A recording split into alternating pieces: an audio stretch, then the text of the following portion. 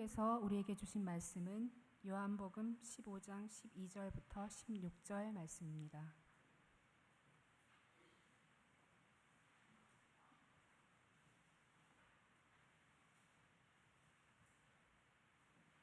이제 봉독합니다. 내 계명은 곧 내가 너희를 사랑한 것 같이 너희도 서로 사랑하라 하는 이것이니라. 사람이 친구를 위하여 자기 목숨을 버리면 이보다 더 큰 사랑이 없나니 너희는 내가 명하는 대로 행하면 곧 나의 친구라.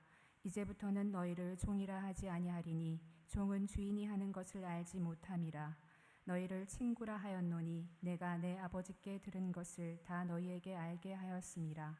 너희가 나를 택한 것이 아니요 내가 너희를 택하여 세웠나니 이는 너희로 가서 열매를 맺게 하고 또 너희 열매가 항상 있게 하여 내 이름으로 아버지께 무엇을 구하든지 다 받게 하려 함이라.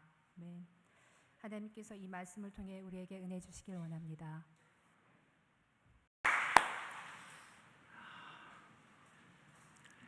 그냥 무더위를 싹 가시게 하는 귀한 찬양입니다. 감사합니다. 한 주간 동안 잘 지내셨는지요? 우리 함께 인사하십시다. 샬롬. 예. 오늘도 하나님께서 우리에게 또 귀한 은혜 주시고 또 건강 주셔서 주님의 전에 참여하고 하나님께 예배드리게 하셨습니다. 이 예배를 통해서 주님께서 생명의 말씀 주시고 그 말씀으로 또 한 주간을 시작하고 살아갈 수 있도록 하나님께서 힘이 되어 주시기를 간절히 소망합니다. 우리 함께 기도하겠습니다. 주님 감사합니다. 주님께서 허락해 주신 이 시간에 저희들의 마음을 열고 저희들의 생각을 열고 주님의 말씀을 듣겠습니다. 주님의 말씀은 늘 우리들의 삶의 길잡이가 되어지고 우리의 발길의 등불이 되어집니다. 빛과 같은 주님의 말씀 따라 살아가며 우리의 이례적인 삶에 참된 의미를 가지고 기쁨과 보람과 감사가 넘치는 귀한 삶 살아갈 수 있도록 인도하여 주옵소서. 예수님의 이름으로 기도하옵나이다. 아멘. 지난 주일 저희들이 함께 나눴던 말씀을 기억하시는지 모르겠어요. 다니엘의 세 친구 사드락과 메삭과 아벳느고 그 세 사람은 무쇠도 녹여낼 수 있는 풀무불도 녹여낼 수 없는 믿음과 순결한 신앙 고백을 통해서 바벨론 제국의 그 권위와 느부갓네살 왕의 그 권력에 항거하였고 여호와 하나님의 그 영원한 나라, 하나님의 나라에 대해서 증거하는 귀한 승리를 거두게 되었죠. 말씀이 참 좋았어요. 한 주간 동안 마음에 새기고 살아갈 수 있을 만한 귀한 말씀이었습니다. 지난주에 말씀을 마치고 난 다음에 한 주간 동안에 제 마음에서 떠나지 않는 한 단어가 계속 있었어요. 그 단어가 제 마음에 계속적으로 어떤 울림이 되어졌어요. 그 울림이 되어진 단어가 다름 아닌 오늘의 설교의 제목인 거룩한 우정이에요. 거룩한 우정. 그 세 친구가 가졌던 그 거룩한 순교적인 우정, 그 우정이 시간은 많이 지났지만 우리에게도 있나 하는 생각을 해보게 되었죠. 그 거룩한 우정은 예수 그리스도와 제자 공동체, 그와 함께 했던 믿음의 공동체 속에서 그대로 남아 있었고, 예수 그리스도께서 부활하시고 승천하신 다음에 마가의 다락방에서 함께 모였던 성령 공동체였던 교회 안에도 그대로 있어서 그 초기 초대교회의 험난한 시대를 그 믿음과 순수한 신앙의 전통을 가지고 폭악과 박해와 그 어려운 일들을 잘 이겨냈고, 그리고 그 신앙의 정신은 종교개혁 그 시대를 통해서 우리에게 전해져 오고 우리도 또한 교회를 이루고 있다면 사드락 메삭 아벳느고와 다니엘이 보여줬던 거룩한 우정, 예수님과 그 제자들이 보여줬던 거룩한 우정, 종교개혁자들이 그 험난한 사회 속에서 오직 성서와 믿음을 바탕으로 해서 교회를 개혁해 갔던 그 거룩한 우정이 우리 속에도 남아있나, 교회를 섬기는 우리 마음속에 있나 하는 생각을 해보게 되었습니다. 그게 울림이 되니까 부끄럽기도 하고요. 또 느슨해졌던 우리 마음을 다시 한번 새롭게 잡아야 되겠다고 하는 그런 생각도 갖게 만든 귀한 한 주간이었습니다. 대천덕 신부님을 아시는지요? 태백에 있는 예수원이라고 하는 공동체를 설립하고 지금은 돌아가셨지만 지금까지도 그 정신과 신앙의 전통을 이어오고 있는 분이에요. 토레이 신부라고도 하고 대천덕이라고 하는 이름을 갖고 있기도 하지만 엄밀히 따지면 성공의 신부이기 때문에 목사로 불러도 괜찮을 것 같아요. 그분의 참 우리가 귀담아 들어야 될 많은 이야기들이 있는데 오늘 말씀과 함께 연관시켜서 이 이야기가 있어요. 에클레시아가 교회예요. 헬라어적 원어로 교회를 뜻하는 단어가 에클레시아인데 에클레시아를 한자 문화권인 중국에서 교회를 받아들이면서 제일 처음에 번역할 때에 거기는 유교권이잖아요. 그러다 보니까 가르침과 배움이 중요하거든요. 그래서 에클레시아를 번역하면서 가르칠 교자를 썼어요. 그러니까 교회의 교자가 가르칠 교자예요.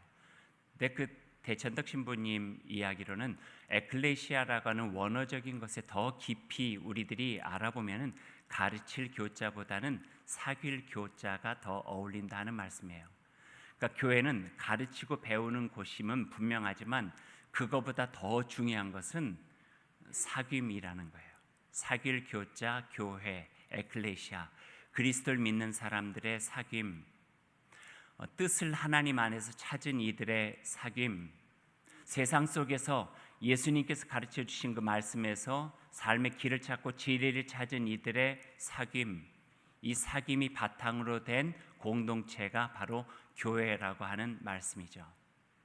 여기에서 연관해서 생각해 보면은 거룩한 우정이라고 할 때 일반적 우정과 거룩한 우정의 어떤 차별성을 우리들이 생각해 보면은 바로 이 거룩함 속에서 에클레시아, 교회적 사귐, 예수 그리스도의 말씀에 기초하고 그리스도께서 보여주신 그 십자가 사랑에 기초하고 제자 공동체와 초대교회 공동체에서 보여줬던 경과 믿음을 가지고 세상의 모든 거친 바다를 굳건한 믿음과 여호와 하나님께서 함께 해주신다고 하는 그 믿음을 가지고 극복할 수 있었던 그 사귐, 그 사귐이 기초되어진 우정이 바로 오늘 거룩한 우정이라고 말할 수 있을 것 같아요. 그러게 그 우정이 강력하고 힘이 있어서 무쇠까지도 녹일 수 있었던 풀무불, 7배나 더 뜨거운 풀무불도 그 세 사람 친밀함이 아니라 거룩한 우정과 거룩하고 순교적 우정의 바탕으로 한 그 믿음의 고귀함을 녹여내지 못하고 여호와 하나님의 영원한 나라가 그 자리에서 선포되어지는 놀라운 역사가 이루어지기도 하였죠. 오늘 이 거룩한 우정과 에클레시아 교회됨을 생각할 때 우리가 성서에서 결코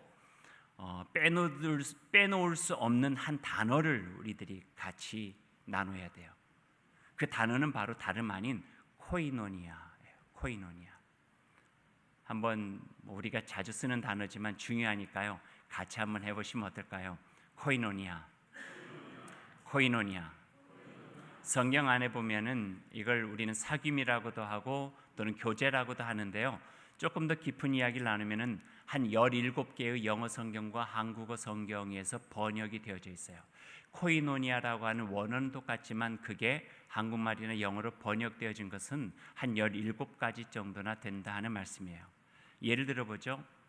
서로를 섬긴다. 코이노니아예요. 서로를 사랑한다. 코이노니아예요. 서로에 대한 책임을 받아들인다. 이것도 코이노니아예요. 서로의 어려움을 돌봐준다. 이것도 코이노니아예요. 똑같은 단어들이 계속 사용됐어요.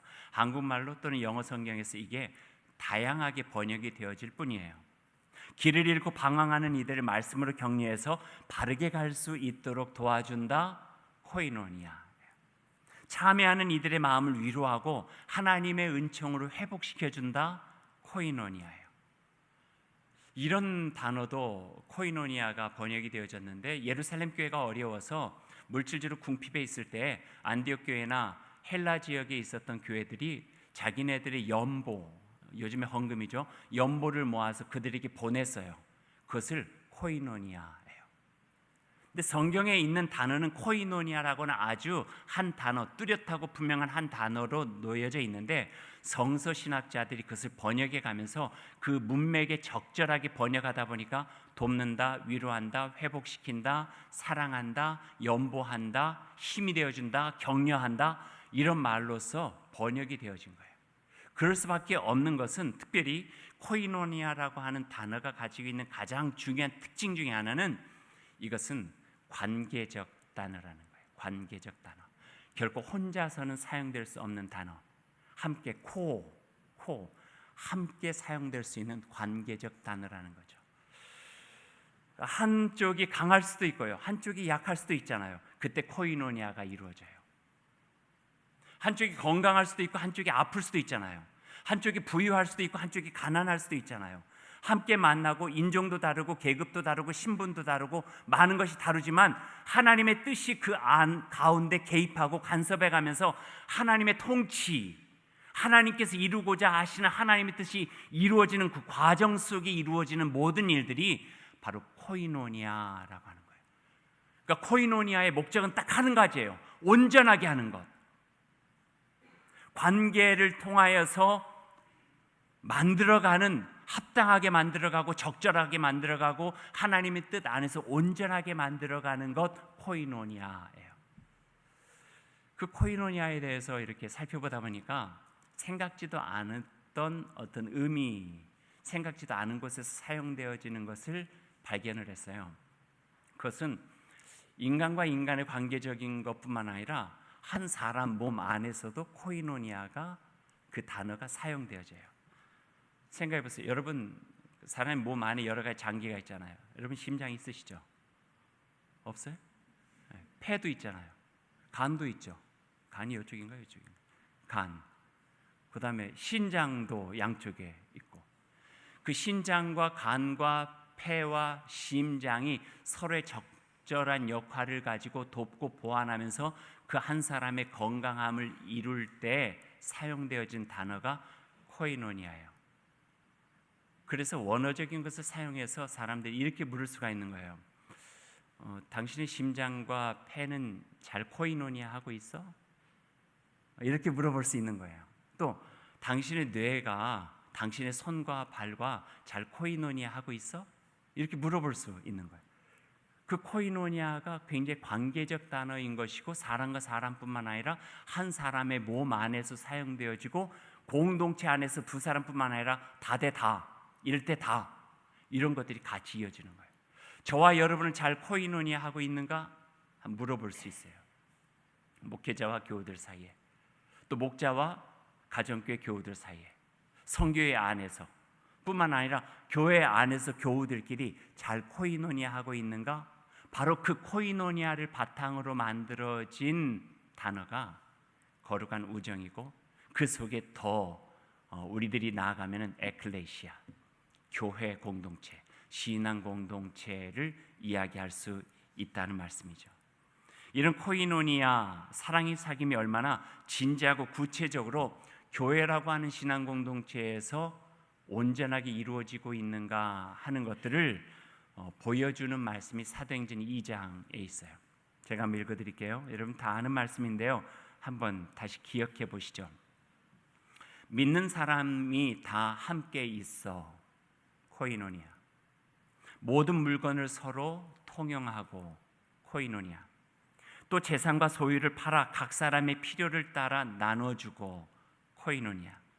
날마다 마음을 같이하여 성전에 모이기를 힘쓰고, 코이노니아. 집에서 떡을 떼며 기쁨과 순전한 마음으로 음식을 먹고, 코이노니아. 이런 코이노니아가 잘 이루어지니까 초대교회 공동체에 어떤 일들이 이루어졌는지 보세요. 하나님을 찬미하며 또 온 백성에게 칭송을 받으니 주께서 구원받는 사람을 날마다 더하게 하시니라. 온 백성, 믿지 않는 이들에게 칭찬받고 칭송받고 존경을 받을 수 있었던 것은 그들의 믿음이 얼마나 있느냐, 하나님을 향해서 얼마나 헌신하고 있느냐 하는 이런 밖에서 볼 수 없는 요소들이 아니라 밖에서도 보면서 흠모하고 부럽고 나도 저들과 함께 한 가족과 한 공동체 일원이 되고 싶다라고 느낄 정도의 서로를 향해서 견고하고 서로를 향한 사랑과 서로를 향한 믿음과 서로를 신뢰하면서 함께 이뤄가는 그 공동체가 너무나도 좋았다는 거예요. 아름답고 흠모할 만했다는 거예요. 저들과 함께 나도 같이 한 공동체를 이루며 살고 싶다고 하는 그런 부러운 마음들이 가지고 있을 때 그들을 그렇게 만든 하나님을 향하여 찬양하고 그들이 하나가 될 수 있도록 뿌리내리고 있는 예수 그리스도의 그 놀라우신 사랑을 그들이 견고하게 믿을 수 있게 되어지고 그들을 하나로 엮어서 힘있게 만들었던 강력한 힘에 그들이 굴복해낼 수 있었던 모습들이 초대교회 공동체에서 이루어지게 되었다. 그렇게 우리에게 보여주고 계시는 거예요. 이 초대교회 공동체를 보면서 지금의 우리 교회 공동체를 비교해 보면은 우리 교회 공동체는 많이 느슨해 보여요. 이런 견고한 서로를 향한 관계가 좀 약해진 것 같아요. 조금 전에 설명해 드렸듯이 코이노니아가 관계적으로 이루어져야 되는데 그러지 못한 모습들이 교회 공동체에 여실히 남아 있는 것 같기도 하고요. 하지만 분명한 건 2000년이 지났어도 교회라고 하는 신앙 공동체의 뿌리에는 이 예수 그리스도께서 제자들과 함께 이루시고 마가의 다락방에서 성령과 함께 이루시며 초기 교회의 핍박과 박해를 능히 넘어서고 서로의 어려움을 헤아리면서 함께 살피며 하나의 가족처럼 지냈던 그 DNA가 지금도 우리에게 면면이 흘러오고 있다고 하는 거예요.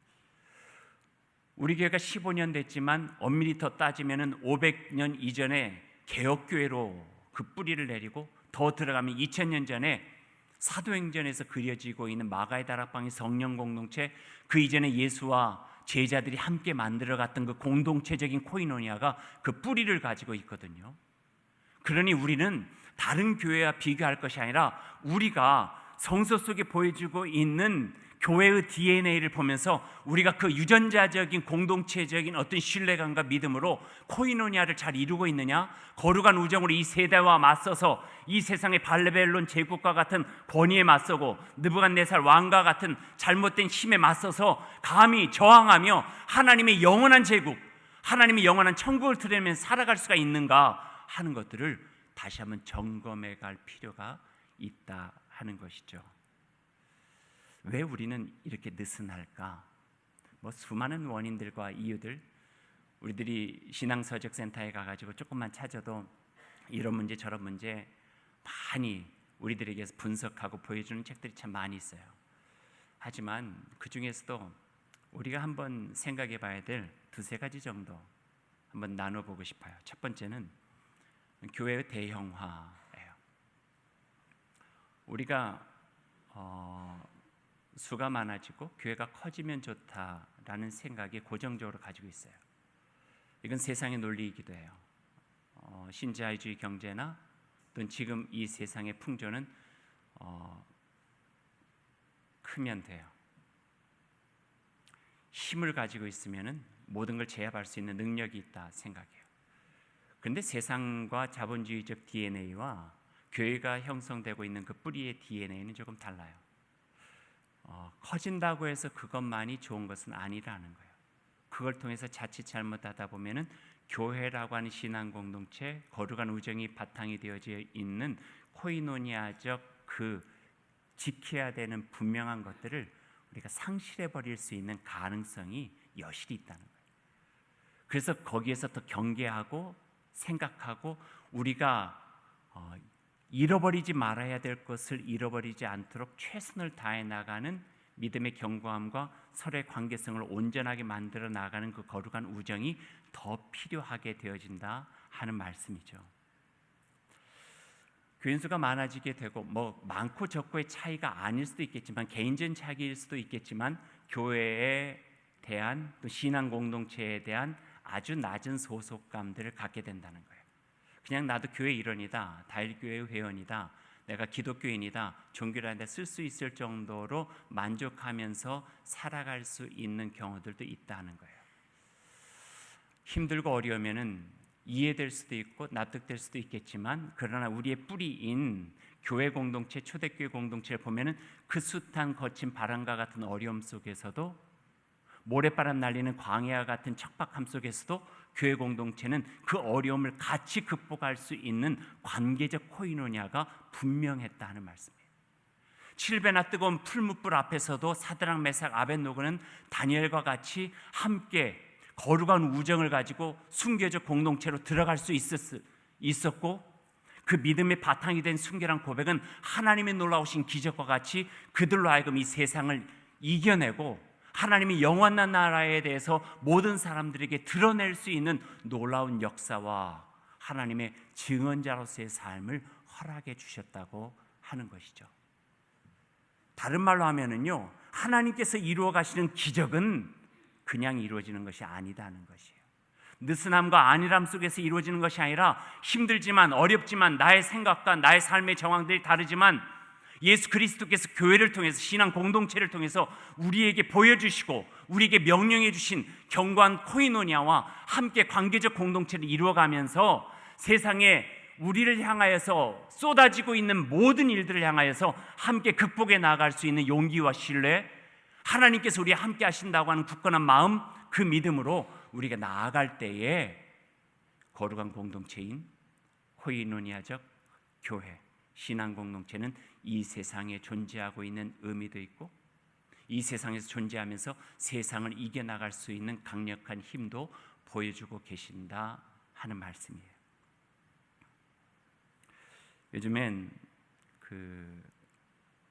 가나안 성도 그렇게도 이야기하지만, 도시문화가 되어지면서, 옛날엔 농경문화 또 어촌문화에서는요, 옆에 사람하고 친하지 않아서는 농사를 못 져요.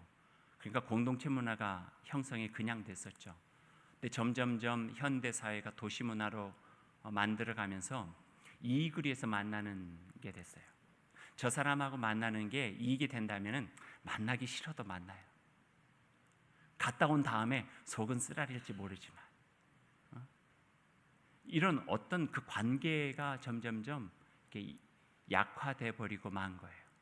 그러다 보니까 그 관계의 가장 깊은 의미를 가족에서만 찾게 되어진대. 가족마저도 핵가족이 되어지면서 홀로 외로워서 관계 속에서 서로가 불만족스럽고 힘든, 빈약하고 어려운 관계들을 갖게 되는 거예요. 어떤 정신과 의학자가 몇 년 전에 유행했던, 아주 열풍을 일으켰던 어떤 영화에 대한 후평을 그렇게 쓴 적이 있었어요. 그 영화의 제목이 뭐냐면 친구예요, 친구. 왜 욕도 많고 폭력적인 이 영화가 열풍을 갖게 되는가? 그랬더니 의리래요, 의리. 아무리 조폭이고 폭력이라 할지라도 서로가 서로를 하여튼 죽고 살기로 함께 하는 그 똘똘 뭉친, 여기다 코이노니아를 쓰면 안 되죠. 여기는 하여튼 뭔가 하나의 집단적인 그거에 사람들이 부러워한다. 나도 저런 관계가 있었으면 좋겠다. 거기서 잘 나온 말이 뭐예요? 제가 오늘 설교 제목을 그걸로 쓰려다가 제가 안 썼는데, 우리 친구 아이가 이런 거 있잖아요. 우리 친구 아이가, 우리가 남이가 이런. 근데 그 관계도요, 한계가 있더라고요. 조금 가서 자기 집단이 달라지게 되고 그 패벌 싸움이 되어지니까, 우리가 친구 아이가 했던 말이 너 나가라 하와이 이런 식으로 막 바뀌어지더라고요. 이게 네 나발이가 이러면서. 제가 한번 봤어요. 이거 준비하면서 쓱 봤더니 견고한 믿음의 공동체가 아니더라고요. 서로 이익을 위해서 만나지게 된 거죠. 사드락, 메삭, 아벳노고가 함께 포로를 끌려가지고 가졌던 그 우정 때문에 풀무불에 함께 들어갈 수 있었을까요? 아니에요. 그 기초에는요, 세 사람의 우정을 끈끈하게 붙잡아 줄 수 있었던 하나님에 대한 견고한 신앙이 있었어요. 예수 그리스도에 대한 견고한 신앙이 그 셋을 붙잡아서 불속 앞에서 두려워하지 않고, 두려움에도 불구하고 하나님에 대한 믿음을 가지고 들어갈 수 있는 그 마음을 허락해 주신 거예요. 이게 참 소중해요. 그런 의미에서 오늘 성경 말씀을 다시 한번 읽어봐요. 오늘 성경 말씀 12절 한번 보세요. 12절 말씀과 13절을 제가 한번 읽어드릴게요. 여러분 눈으로 한번 읽어보세요. 내 계명은 곧 내가 너희를 사랑한 것 같이 너희도 서로 사랑하라. 내가 너희를 사랑한 것 같이 너희도 서로 사랑하라. 예수님께서 말씀하셨어요. 근데 연이어서 그 말씀을 보완하는 굉장히 중요한 말씀을 하세요. 13절 사람이 친구를 위하여 자기 목숨을 버리면 이보다 더 큰 사랑이 없나니. 자 보세요. 서로 사랑하라 그랬어요. 서로 사랑하라. 근데 그 사랑이 뭐냐면은 그 사랑 중에 가장 큰 사랑은 친구를 위해서 목숨을 버리는 사랑인데 너희들이 친구가 되라는 거예요. 너희들이 우정을 가지라는 거예요. 그 거룩한 우정을 가지고 서로 사랑하라는 거예요. 그건 다른 말로 뭐예요? 서로를 위해서 죽으라는 이야기예요. 이 말씀이에요 지금. 그리고 14절로 넘어가고 예수님께서 하신 말씀 뭐예요? 내가 너희를 더 이상 종으로 부르지 않겠다. 너희는 나의 친구다. 벗이다. 자, 이 말씀을 세 단계로 나눠보면요, 제자들 향해서 서로 사랑하면 살아라. 그 사랑은 서로가 목숨을 내어주면서까지도 이루어야 되는 친구의 사랑인데 내가 먼저 너희를 친구로 맞아들이겠다. 그리고 예수님 어디 가세요? 참혹하고 처절한 십자가로 가시는 거예요. 이게 마지막 유언이거든요. 내가 너희를 종이라 부르지 아니하고 벗이라 부르겠다고 하는 것은 3년 동안 우리가 함께 살아와서 이제 알 만큼 아니까 말 터도 돼, 친구라고 불러도 돼, 이 정도가 아니에요.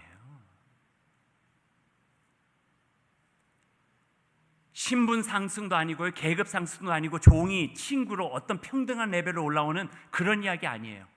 여기에 완전한 사랑에 대한 것이 있어요. 이현주 목사님의 표현을 빌자면요, 사람에게 있어서 가장 마지막까지 지닐 수 있는 최후의 것이 목숨이래요. 그 말은 사랑하는 사람에게 이것도 주고 이것저것 주고 또 주고 계속 줬어요. 주다 보니까 줄 게 아무것도 없는 거예요. 그리고 남은 것이 목숨이래요. 그래서 목숨을 준다고 하는 것은 완전한 사랑이라는 거예요. 완전한 사랑.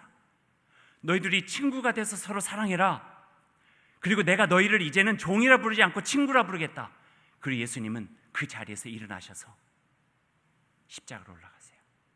그리고 그 친구들을 위해서 죽은 거예요.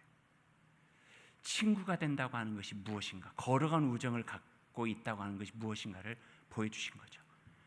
그 십자가 사건 이후에 가룟 유다를 제외한 11명의 제자 또한 자기들을 위해서 십자가에 목숨을 내어준 그 친구 예수를 위해서 다 흩어져서 자기에게 주어진 자리에서 다들 목숨을 내어 주었어요.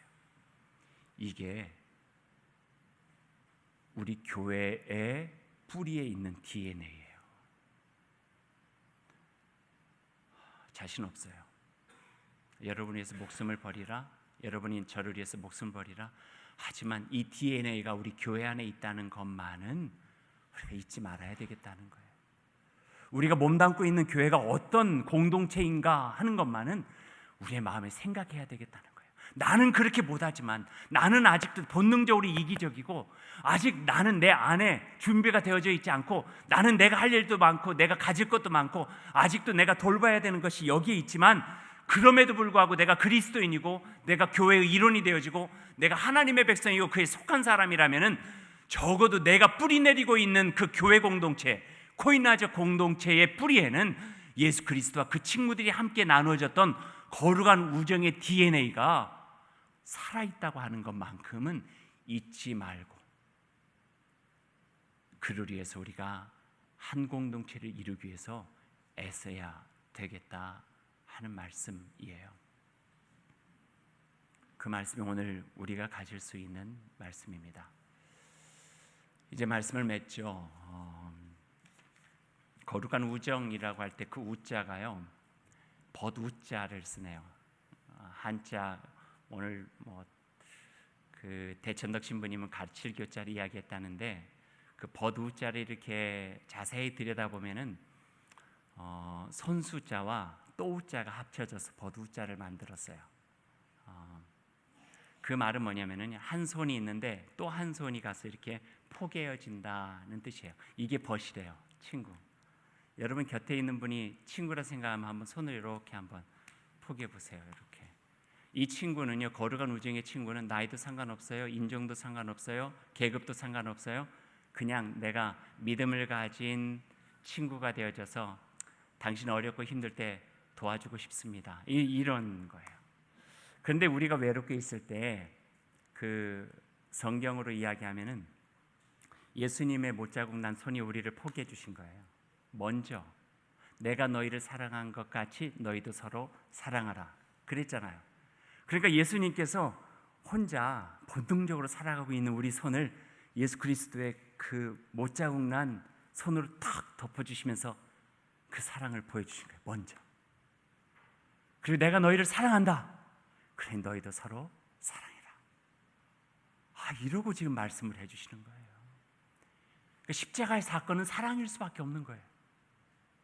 십자가에서 돌아가신 예수 그리스도를 생각할 때마다 우리 마음에 살아갈 수 있는 희망이 있을 수밖에 없는 거예요. 왜냐하면 혼자 두는 손이 아니라 함께 포개어서 우리를 붙잡아서 이끌어주는 손이 그분의 손이기 때문에 그런 거예요. 저는 이 말씀 생각하는데 오래전 이야기가 하나가 기억이 났어요. 제가 중학교 3학년 때 고등학교 올라가는 시험을 쳤어요. 그때는 그 정기 후기가 있었어요. 근데 정기 시험에 낙방을 했어요. 그런 사람 있잖아요. 공부는 잘했는데 시험을 못 보는 사람. 제가 그런 낙방을 했는데 참 창피하게 하다가 어린 나이니까 자존심도 상하고 막 그러잖아요. 실력은 없다는 것은 탓하지 않고. 근데 이제 낙방하고 주일날 가서 예배를 드려야 되는데 되게 가기 싫어요. 사람 창피해 죽겠는데 사람 얼굴 볼 일도 그렇고 사람들이 물어보면 너 어떻게 됐냐 그러면 낙방했다고 하는 말도 참 무안할 것 같기도 하고 안 가고 싶은데 어떻게 해요. 그 목사님 아들인데 가야죠. 그래서 갔어요. 가가지고 제일 뒷자리로 이렇게 그냥 앉아 있었어요.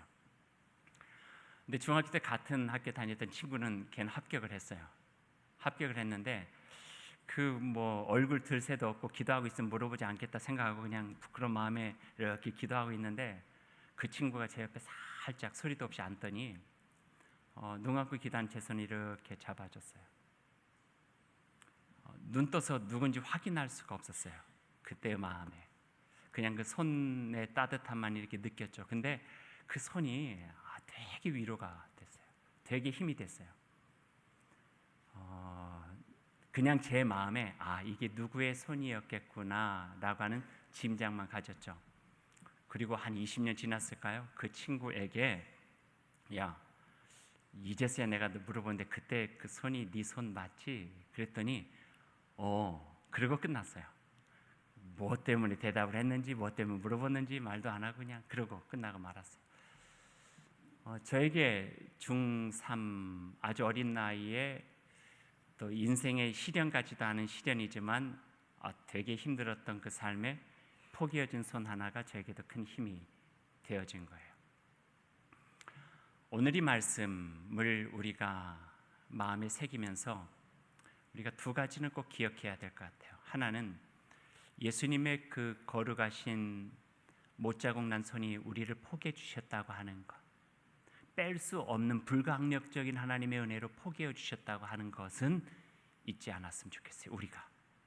그리고 또 하나, 내가 너희를 먼저 사랑하니 너희도 서로 사랑해라 했던 예수님의 그 권명과 명령 우리의 생각하고 주변을 돌아보며 경쟁에 지쳐있는 우리 자녀들의 손을 포기해주고 광야 같은 세상에서 힘들어하는 동료들의 손도 포기해주고 열심히 애썼는데 제대로 된 결과가 나오지 않아서 그 마음 낙심하고 있는 사람의 손도 포기해주고 손이 잘 포기 힘들면 어깨를 두드려 준다든지 그것이 바로 코이노니아적 거룩한 우정을 경험한 사람들이 이 세상에서 가정과 삶의 터전에서 해야 될 일이다 한 생각을 마음에 새겨 봅니다. 이러한 거룩한 우정이 근거가 되어져 있는 아름다운 관계적 코이노니아가 저와 여러분들 통해서 세상의 곳곳에서 나누어지고 그걸 통하여서 하나님의 나라의 아름다운 모습들은 새롭게 이루어질 수 있기를 간절히 소망합니다. 기도하겠습니다. 사랑의 주 여호와 하나님, 들려주시는 그 귀한 말씀 마음에 새기겠습니다. 우리가 외로울 때는 우리와 함께 하시는 예수 그리스도의 그 못자국 난 손을 기억하게 하여 주옵소서. 우리에게 너희는 종이 아니라 친구다 하고 말씀해 주시고 십자가의 사랑을 보여주셨습니다. 십자가의 사랑 우리 마음에 새기고 낙심하지 않게 하시고 외롭지 않게 하시고 불안하지 않게 하시고 두려워하지 않게 하시고 예수 그리스도 손 꼭 붙잡고 우리도 그 손으로 받은 위로와 격려와 희망만큼이나 세상이 어렵고 힘든 이들의 손을 붙잡아 함께 나아갈 수 있는 주의 귀한 사람들, 코이노니아 공동체, 거룩한 우정을 나누는 하나님의 사람들이 될 수 있도록 인도하여 주옵소서. 예수님의 이름으로 기도하옵나이다. 아멘.